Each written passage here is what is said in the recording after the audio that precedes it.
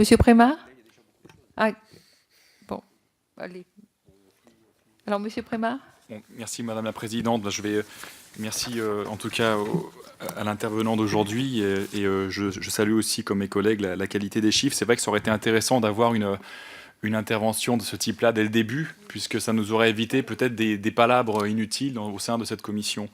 En tout cas, un grand merci. C'est vrai que ce que j'apprécie au-delà de la précision des chiffres, c'est aussi la finesse avec laquelle vous analysez les stratégies de délocalisation, de relocalisation et le distinguo lexical que vous y apportez, notamment avec une compréhension dynamique de la mobilité, hein, gestion des flux entrants, sortants, etc. Et ça, j'avoue que c'est quelque chose qui mériterait d'être souligné, puisque, comme mes collègues, moi, je préfère parler de mobilité professionnelle.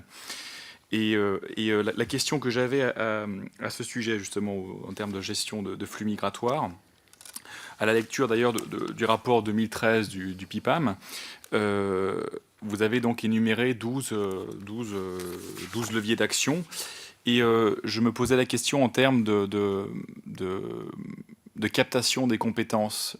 Est-ce qu'il y a des stratégies identifiées au niveau des ressources humaines, justement, pour essayer de cibler ces personnes qui ont eu une expérience à l'étranger? Alors j'imagine que oui, mais si vous aviez quelques éléments à ce sujet, ça m'intéresserait, surtout en termes pour, encore une fois, accentuer le caractère dynamique des trajectoires professionnelles, et notamment des jeunes qui partent pour un temps déterminé à l'étranger et qui reviennent souvent avec des projets.